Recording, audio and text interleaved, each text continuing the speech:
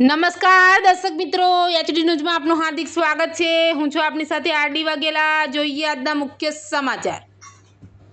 અંકલેશ્વર તાલુકાના આવાદર ગામની સીમમાં સ્મશાન પાસે વિધિ માટે ગયેલા યુવાનને અગાઉના ઝઘડાની રીસ રાખી 4 ઈસમોને કડા અને પથ્થર સાથે ઢીક્કાપાટુનો માર માર્યો હતો।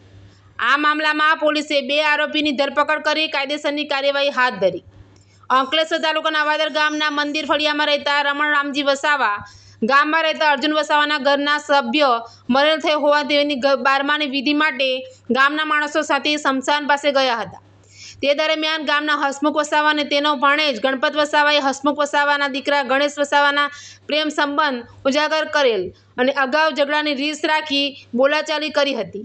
કમરના ભાગે રહેલ ચપ્પુ લઈ મામા ભાણેજ દોડતા રમણભાઈના ઘેર તરફ ભાગવા જતા રસ્તામાં બાઇક લઈને ગણેશ વસાવા અને પ્રદ્યુમ્ન વસાવા રસ્તામાં રોકી હાથમાં પહેરેલ કડા વડે માર માર્યો હતો, જ્યારે હસમુખ વસાવા પથ્થર કમરના ભાગે મારી જાનથી મારી નાખવાની કોશિશ કરી ધમકી આપી હતી।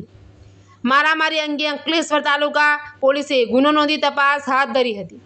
આ મામલામાં તાલુકા પોલીસે ગણપત વસાવા અને ગણેશ વસાવા નામના આરોપીઓની ધરપકડ કરી કાયદેસરની કાર્યવાહી હાથ ધરી છે। એચડી ન્યૂઝ સાથે રિપોર્ટ જયેશ પ્રજાપતિ, અંકલેશ્વર।